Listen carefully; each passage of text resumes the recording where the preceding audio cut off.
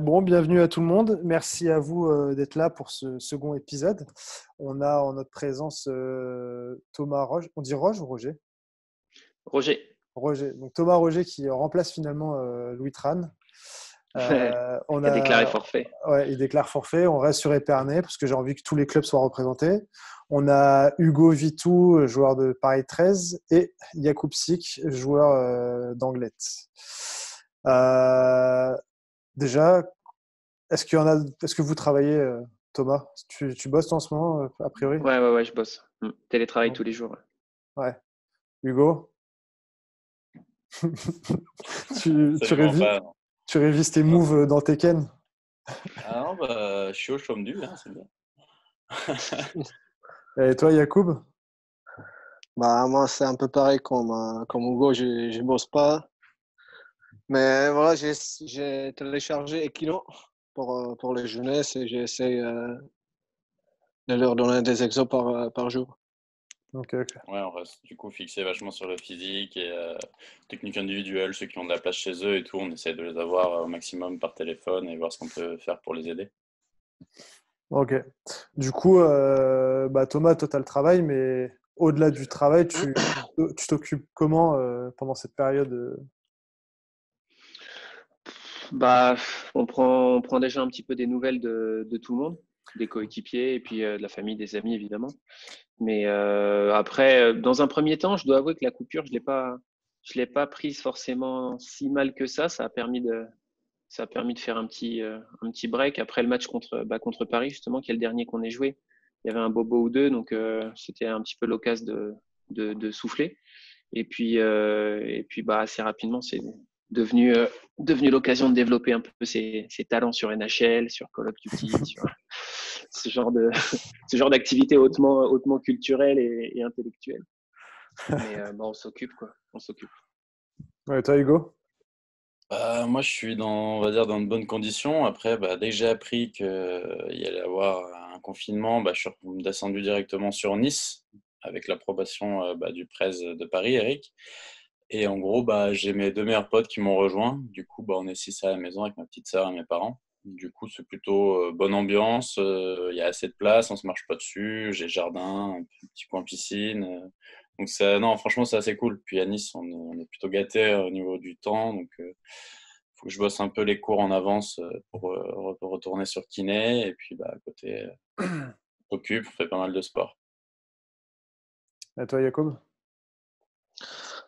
Ah bah, c'est un peu dur, ouais. Bah, j'essaie, tu vois, faire un peu de sport, mais l'appartement, il est un peu petit, donc je sors souvent dehors pour patiner ou pour courir, pour faire quelque chose. Sinon, je suis à la maison, je fais un peu de ménage. Hier, j'ai trouvé, hier, j'ai trouvé NHL 2015, donc j'ai joué un peu aussi. Ouais. Tous les jours, quelque chose, ouais. Ok. Bon, c'est officiel maintenant, la saison, elle s'arrête là, donc elle s'arrête après 14 journées. On ne sait pas encore s'il y aura un vainqueur ou pas, s'il y a des montées ou des descentes. C'est quoi votre point de vue sur la situation, toute la situation autour de ce virus et tout ça, et autour d'une saison qui ira pas à son terme? À toi, tu peux y aller, Yacoub. Oula, bah, tu peux dire encore la question? Je Ouais, pensais pas que tu vas commencer par moi, là. c'est quoi ton point de vue sur la situation actuelle, sur le fait que la saison, elle s'arrête là Bah, après, on peut pas trop tu vois, changer les trucs, mais c'est dommage parce que je pense la saison, elle est bien partie. Tu vois, il y a eu des équipes intéressées comme Rethel, Villeneuve, Grenoble, qui ont joué toujours au top. Et je trouve que c'est dommage que ça se coupait juste avant le playoff. À toi, Hugo? Moi, je suis partagé. Après, tant mieux et tant pis pour certains. Nous, on était dans une saison un peu compliquée. Et après, ouais, tant pis pour certains clubs comme Caen qui étaient sur va dire, une bonne phase ascendante avec beaucoup de victoires. Dommage pour Anglette qui commençait à monter aussi en puissance, qui faisait des gros matchs. Après, bon, le bas de tableau, c'est le bas de tableau, mais en haut, ouais, non, c'est dommage que ça se finisse pas parce que je pense que ça aurait pu faire des sacrés beaux matchs en play-off. Coupe de France aussi, c'est dommage. Après, on n'y peut rien, c'est catastrophe naturelle, entre guillemets, qui fait que on peut rien y faire, quoi. Donc c'est comme ça. Après, bon, des saisons de hockey, on en a encore plein, et puis on verra. À toi, Thomas. Globalement, ça a déjà été pas trop mal résumé. Ce sera juste une saison un peu frustrante parce que au final, on sait pas comment ça va se terminer. Peut-être que le titre sera quand même attribué ou pas, mais dans tous les cas, peu importe ce qui va se passer, ça se sera pas réglé jusqu'au bout sur le terrain et c'est un peu frustrant et un peu dommage parce qu'il y avait vraiment de belles équipes cette année encore et il y avait moyen d'avoir un peu de spectacle, notamment pour les playoffs, quoi. En reparlant de la saison, on a quand même eu une saison qui était je trouve qui était un peu intéressante dans le sens où c'est vrai qu'en fond de tableau, en fin de classement, ça n'a jamais été je sais pas comment dire, aussi bas et tout ça. Et en même temps, en haut, c'était assez tendu. Anglais, C'est important. Comment? Un écart important entre Ouais, le haut il y a eu un écart assez important qui est un peu rare dans les dernières années, dans les dernières saisons. Et je trouve que Anglais, vous étiez en milieu de tableau et en même temps Épernay et Paris, c'est l'opposé complet et c'était la grosse bataille parce que c'était vraiment limite un match de barrage de votre dernier match. Est-ce que vous pouvez donner un retour sur votre saison, sur la globalité de la saison et est-ce qu'il y a des déceptions, est-ce qu'il y a quand même du positif à en tirer et ce genre de choses? Vas-y, tu peux y aller, Thomas. Après, la saison, nous, elle a été un petit peu, elle s'annonçait, on va dire, assez compliquée.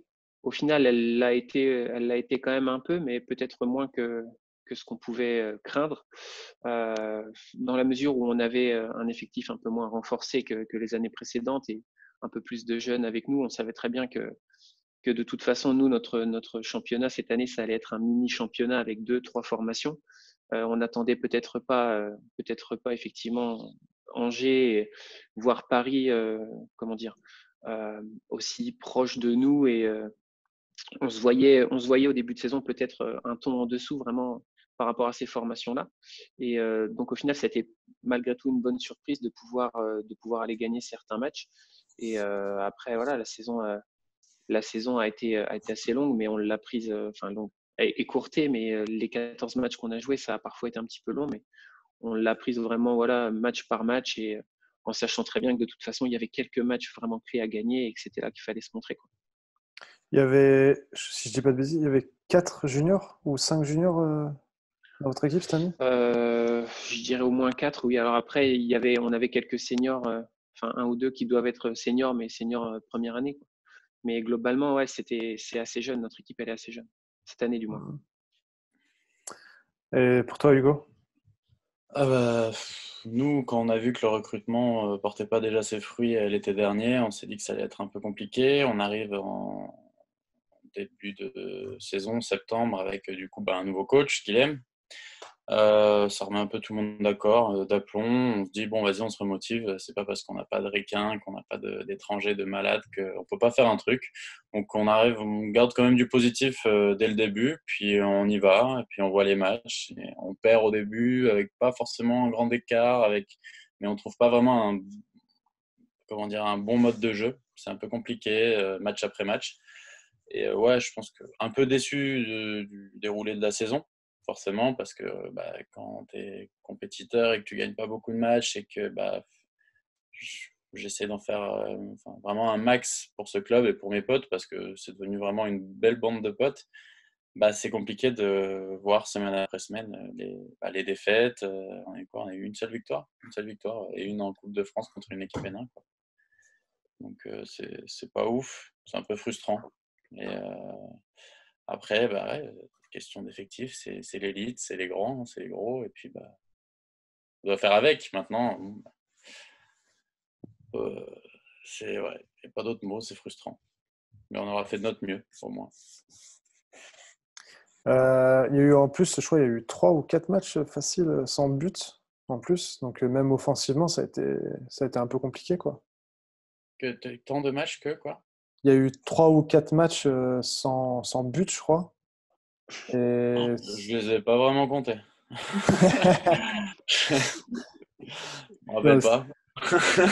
c'est pas grave. Et pour toi, Yacoub? Bah, moi, j'étais plutôt content de notre résultat. L'équipe, il a pas mal changé. On a eu beaucoup de jeunes qui sont arrivés comme Kadis Caso, Ilan Farmer ou Ange Boitard. On a Michael Sainz aussi. Et moi, je trouve que ces jeunes, ils ont des potentiels, ils ont nous aidé quand même. Et, après, on a fait des bons matchs comme à Villeneuve, on a réussi à gagner, mais après, à Épernay, on devrait gagner. Et on a perdu des points. Mais sinon, je trouve que petit à petit, tu vois, le niveau d'anglais monte. J'espère que ça va continuer comme ça. Donc, j'étais plutôt content de notre saison. Ok. Bah, du coup, on va repartir avec toi, Yacoub. Est-ce qu'il y a une équipe qui vous a surpris ou qui vous a étonné, que ce soit en bien ou en mal? Peu importe, ça peut être l'un ou l'autre. Est-ce qu'il y a une équipe qui vous a surpris plus qu'une autre? Bah, ça peut être surpris même dans l'autre sens. Ouais, ça peut. Bah, où j'étais un peu déçu, bah, c'était soit Paris ou soit Angers. Donc, moi, j'ai pensé qu'ils vont quand même trouver moyenne pour se déplacer avec plusieurs joueurs comme Angers. Moi, je trouve que c'est dommage que cette équipe, il y a 1 an ou 2 ans, ils étaient au top de tableau et après l'année prochaine, ils jouent en bas. Moi, je trouve qu'ils peuvent faire un peu, ils peuvent recruter ou plusieurs joueurs pour jouer au tableau.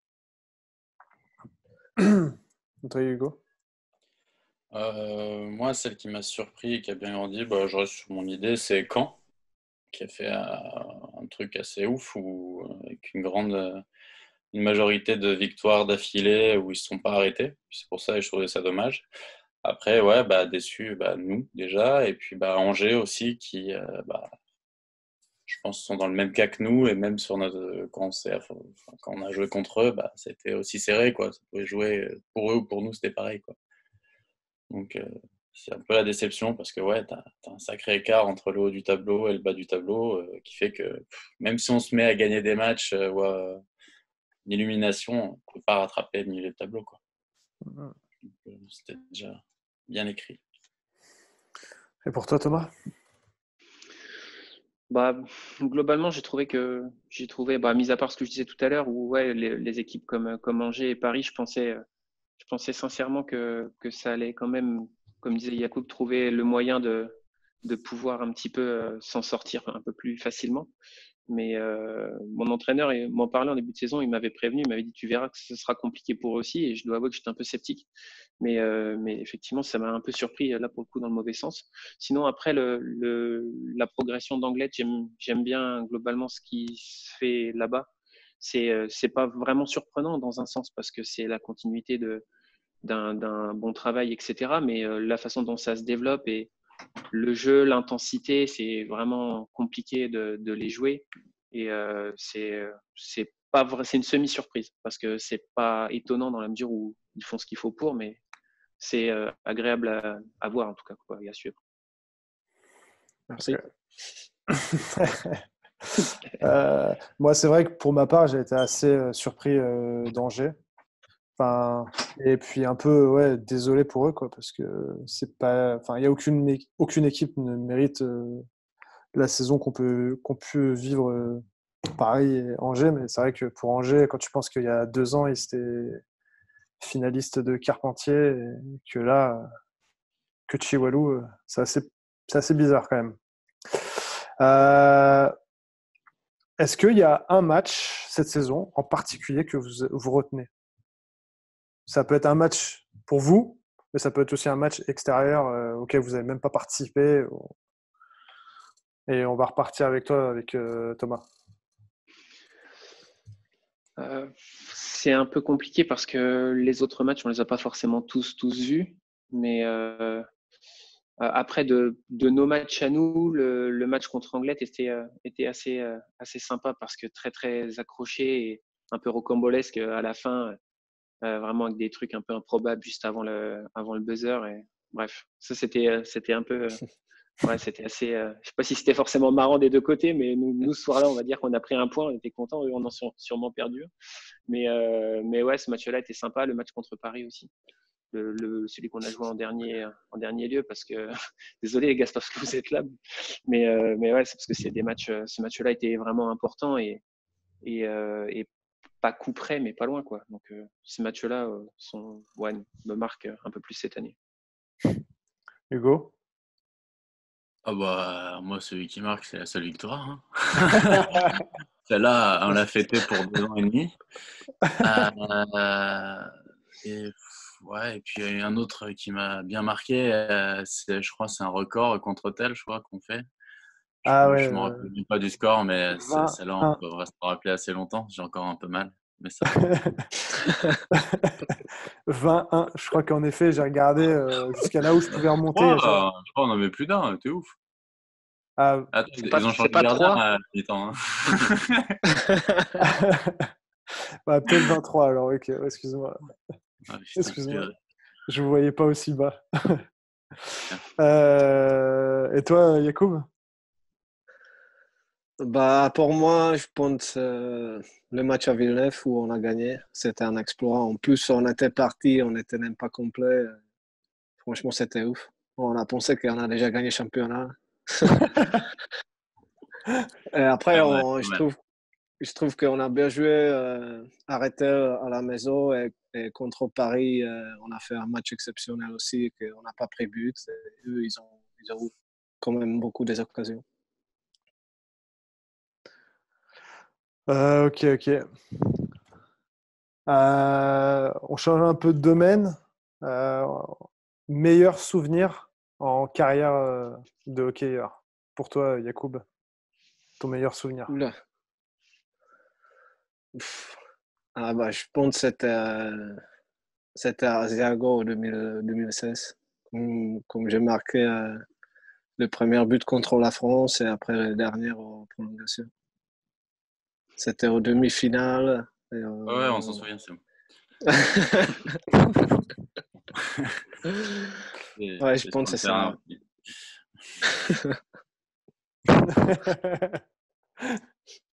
Ouais, c'était un match qui était un peu à sens unique ce jour-là. L'enfer. À refaire, ouais. À refaire. L'enfer. Bon. Ah, pardon. Oh, à refaire quand même. Hein. Toi, Hugo? Bah, on n'enlève pas une médaille d'or. Moi, je dirais dès 2014 à Toulouse, forcément. Ça, c'est l'événement. Après, je pense que le match qui me marquera le plus, c'est ma seule victoire contre les Tchèques en demi-finale, toujours. Mais là, c'était en junior. Et en Et prolongation. il y avait quel joueur qui, dans cette équipe-là junior, il y avait des joueurs qui aujourd'hui sont en élite en France? Clément Vélo, Yves Perrault. Ouais, mais du côté tchèque. Du côté tchèque. Côté tchèque, Il y a eu Gremlica. Gremlica qui joue Ah, à qui a joué à Garches. Garges. Ah, Ouais, ouais, il a joué un il match a et pas demi, fait lui, non? beaucoup de matchs. ouais, il a fait un petit peu. Et je crois qu'il a fait 5 ou 6 matchs. Ah, il était je savais pas. Si, il était à Toulouse. Je me rappelle pas. Bah, de toute façon, il y a longtemps. Ouais, ça remonte, hein. C'était il y a 6 ans. Et toi, pour toi, Thomas? Moi, ça va être un peu plus compliqué de puiser dans les souvenirs internationaux.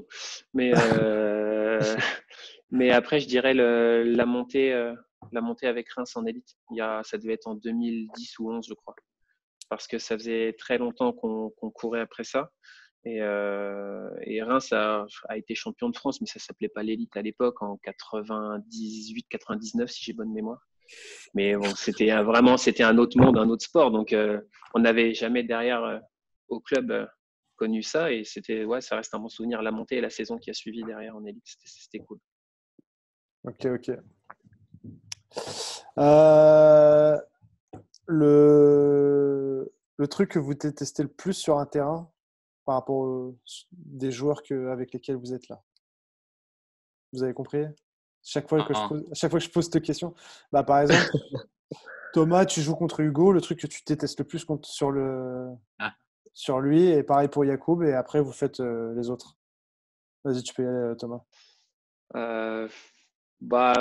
Globalement, détester, c'est un bien grand mot, mais après, disons qu'il va falloir, avec Hugo par exemple, il va falloir éviter de passer trop proche, et si c'est le cas, être prêt à, être prêt à encaisser un peu, on va dire.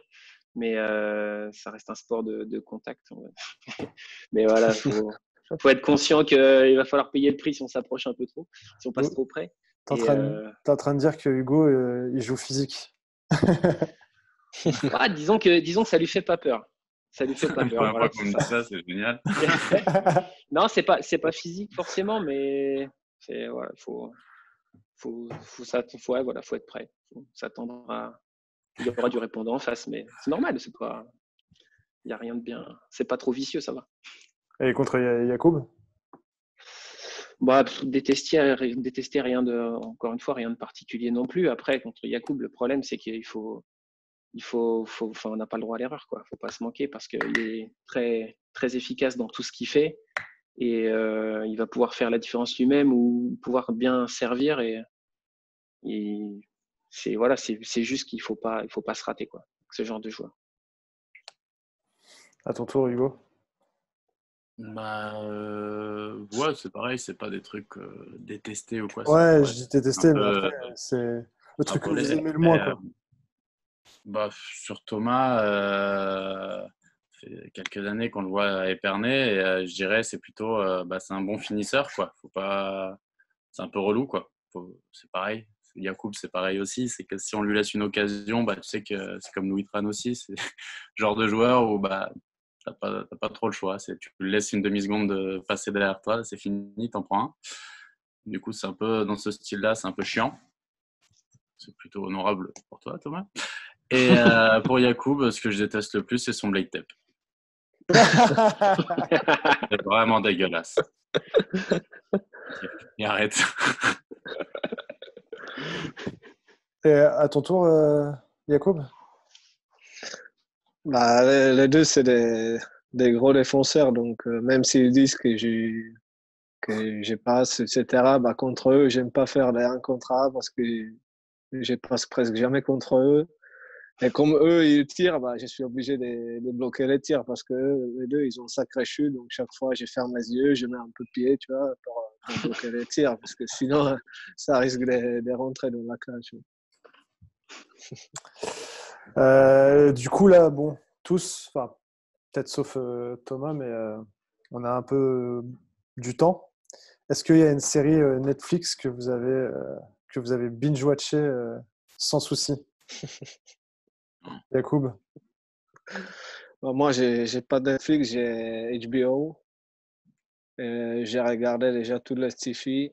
Et les séries, pour l'instant, je regarde pas trop. Mais je pense que je vais commencer bientôt. Ça y est, tu t'ennuies? Ouais, un peu, ouais. Et toi, Hugo? J'en regarde plein, moi. Là, j'ai commencé, je regardais sur mon téléphone parce que du coup, je regarde tellement que je sais plus lesquels. Mais English Game et Unorthodox sur Netflix. Et je me suis refait tous les Miyazaki, les petits dessins animés quand j'étais gosse. Je me suis dit, c'est le moment. Ok. Et toi, Thomas? Moi, dans un premier temps, j'ai plus commencé par regarder l'apéro, on va dire, que les séries. Mais assez récemment, là, Assassination Classroom sur Netflix et Kingdom, toujours sur Netflix. Et puis là, je viens de retomber salement en enfance avec Disney+. Donc, je fais des petites sessions de rattrapage, Tiki-Tac, La Bande à Picsou, etc. Si je pouvais le couper, ça m'arrangerait à la limite. Mais je le coupe pas.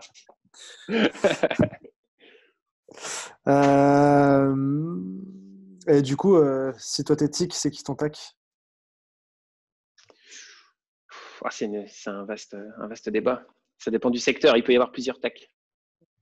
Ça dépend si t'es à Épernay ou Reims. Pardon?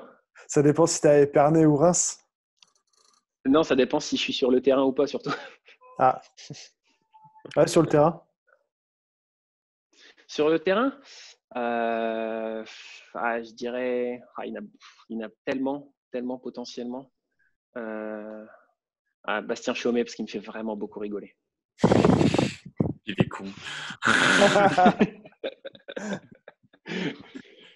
Très, très gros potentiel, Bastien Chaumet. Beaucoup trop sous-estimé. Ah ouais. Ouais, il a... Je parlais pas du terrain, là. Je parlais pas du terrain. Ah, de l'humour. Ouais, tout. Gagne à être connu. Ouais, une bonne. Alors, on va se faire un petit jeu de scénar. Vous n'êtes pas obligé de vous contenter à votre équipe. Il reste 10 secondes dans un match. Vous partez en 1 contre 1. Quel est le défenseur que vous souhaitez avoir le moins devant vous en partant sur un 1 contre 1? Et le match est en jeu. À toi, Thomas. De joueurs de la Ligue de cette année ou dans l'absolu? Ouais, de cette année. De cette année? C'est dur à dire. Je dirais peut-être Pavel Striček.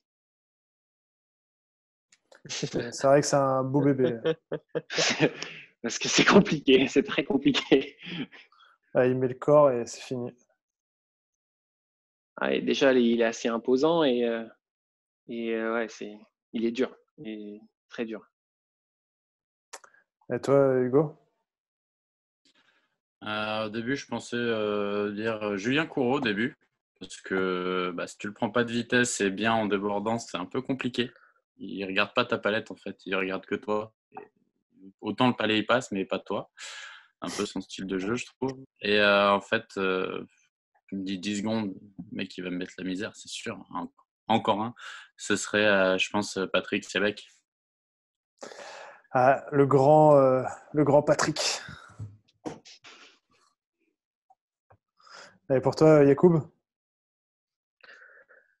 Moi, je suis un peu d'accord avec Hugo, soit Patrick ou Nathan avec PJ comme il Ouais, récupère Nathan le aussi. palais, il le lance devant et ils sont capables de créer une situation dangereuse dans 5 secondes. Donc, contre eux, il ne faut pas perdre le palais. Ouais.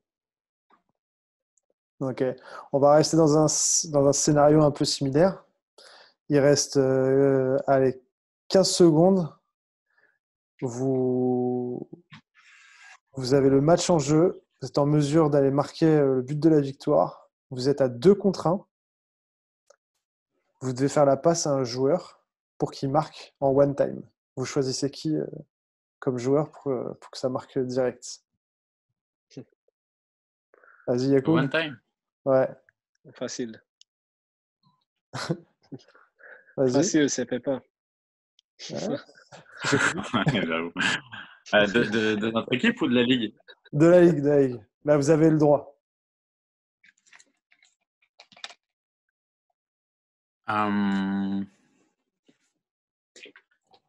Merde. Tu sais quoi, je dirais Peter Skolud de Rotel. Parce que du coup, j'ai eu la chance avec Yacoub de jouer cet été ensemble. Et c'est-à-dire que les one-time, il en rate très rarement. Ok. Et toi, Thomas? Je suis assez d'accord avec Hugo. Ou éventuellement, sinon, c'est pas parce que c'est un de mes coéquipiers, mais je trouve son shoot vraiment impressionnant. C'est Yacoub Bernat. En one-timer, c'est assez précis. C'est assez précis et c'est pareil, c'est rarement raté. Mais Skoloud, c'est un choix, ouais, c'est un bon choix aussi. Ça part vite, fort et bien en général. C'est propre. Commence à avoir beaucoup de Yacoub dans la ligue. Beaucoup trop. Et là, vous partez en break. Vous êtes tout seul. Contre quel goalie vous n'avez pas envie d'être en face à face? À toi, Thomas. Je te disais que globalement, il y avait beaucoup de gardiens plutôt bons, mais que je dirais peut-être Daniel Brabec. D'accord. Et toi, Thomas? Et toi, Hugo, pardon. Ouais, Dani, c'est sûr, c'est chaud. Après, pour changer un peu, il y a quand même pas mal de bons gardiens. Il y a Anthony Laborde qui a pas mal progressé et ça devient très très chiant de pouvoir marquer contre lui. Donc lui ou même Damien Lafourcade, qui est quand même assez bon sur les duels. Donc, une bonne graine de gardien. Là. Et toi, Yacoub? Pour moi aussi, c'est Damien. Je trouve c'est dur de marquer contre lui. Je suis même pas sûr si j'ai marqué aux 2 ans contre lui. J'ai mal de jouer contre lui, je sais pas pourquoi. C'est ta bête noire? Ouais, un Ouais, petit ça y est, peu. tu Ouais. vois. En plus, après, il rigole après le match, il veut sortir et j'ai pas envie chaque fois.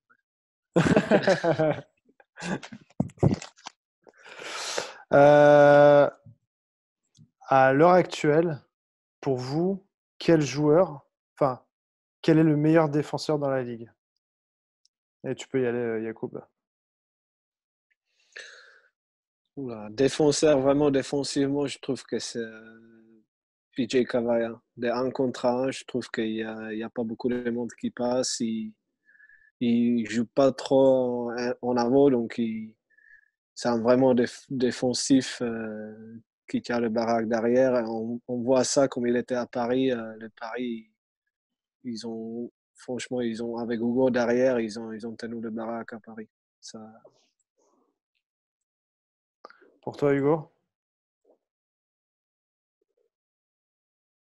Ouais, bah moi du coup j'aurais dit l'acolyte Nathan Sigmund parce que après avec l'équipe qu'ils ont cette année, t'as pas beaucoup on va dire d'opportunités d'attaquer et du coup il est très fort offensivement en tant que défenseur, je dirais. Là, tu te mets dans une position où t'as pas le palais, quoi. On l'a pas eu beaucoup cette année. Du coup, ouais, je Et suis dans pour la toi, position qui correspond à ma saison. et pour toi, Thomas? D'un point de vue vraiment juste défensif, l'aspect défensif du jeu, je dirais PJ Cavaya aussi parce que la capacité qu'il a à bloquer les tirs et tout, son positionnement et Ouais. il attire les palais, c'est incroyable. Et en plus, accessoirement, on dirait qu'il aime ça. Et ce qui est un peu bizarre d'ailleurs comme tendance, mais non, cet aspect-là de son jeu est vraiment assez impressionnant. En plus, c'est vraiment un super bon gars et tout. Enfin, même sur le terrain, il n'y a jamais un mot, il n'y a jamais un coup, il n'y a jamais quoi que ce soit. C'est régal. D'accord, d'accord. Euh, Tir au but pour une finale élite. Vous avez le titre en jeu. Quel shooter vous prenez pour le but de la victoire? Thomas? Euh... Ah, il y a une paire d'artistes, mais Nathan Sigmund quand même, je pense. Hugo? Imperméable à la pression. Ouais, il y en a des bons dribbleurs là, qui aiment les pénaltys en plus. Moi, j'hésite entre deux encore. Ce serait soit Karl Gavier, soit Enzo Renou. C'est vrai que cette année, il a mis un sacré move à Ah, bas. Daniel. Ouais. En plus, je sais pas, j'étais là, je sais pas comment il a fait, mais il le met dans le filet du fond, hein, de duo. Donc, assez Ouais, non, impressionnant. pas mal du tout. Et toi, Yacoub? moi, je pense que je mettrais Loscott. Ah ouais. Pas Ouais. pensé à Marek. Pourtant, tu as joué avec lui, Thomas. Ouais, c'est pour ça, ça aurait dû me venir, je pense, plus vite. Parce que, ouais, je parlais de Bastien Chaumet tout à l'heure, il pourrait témoigner peut-être un peu mieux que moi de ce qu'il a vu passer à l'entraînement. Ouais. Euh, Imaginons qu'on est dans une ligue où on peut faire une sorte de fantasy draft. Quel joueur vous draftez en premier?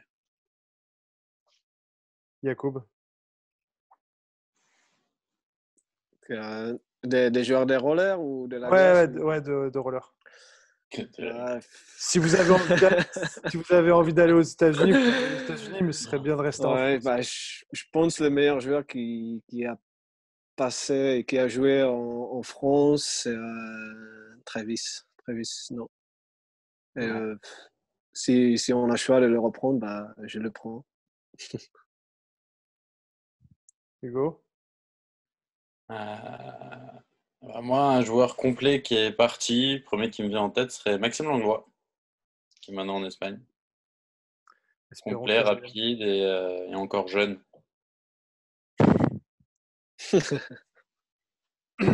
Thomas?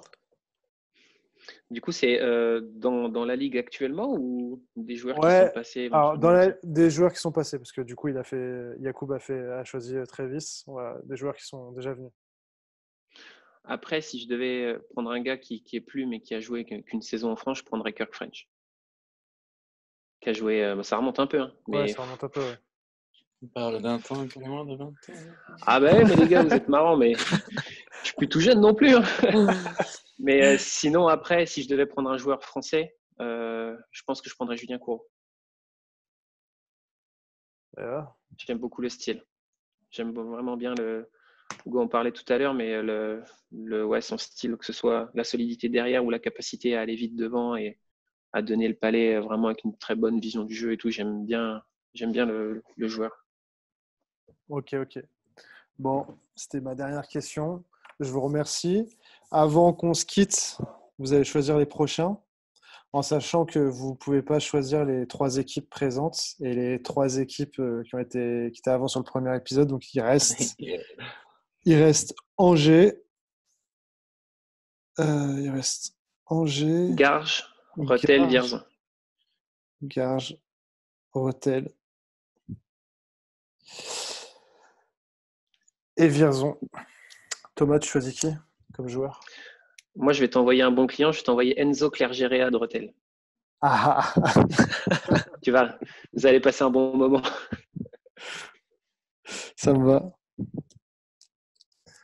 Hugo? Moi, je vais t'envoyer un ancien collègue de terrain, Guillaume Langlois, de Garges. Ok. Et toi, Yacoub?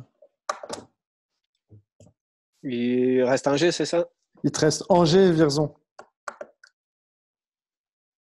Et il me faut un joueur qui parle bien français, si tu vas dans l'international. Bah, on prend Alex Gaborieux d'Angers. On a dit qu'il parlait bien français. Ah ouais, bah.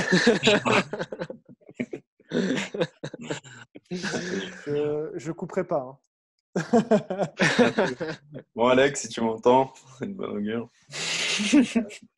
Ok, bon bah merci à vous les gars. Et je Merci vous souhaite un Merci. bon confinement et à la prochaine. Toi aussi. Très vite. À plus les gars. Merci. Salut. Ciao, Ciao. merci.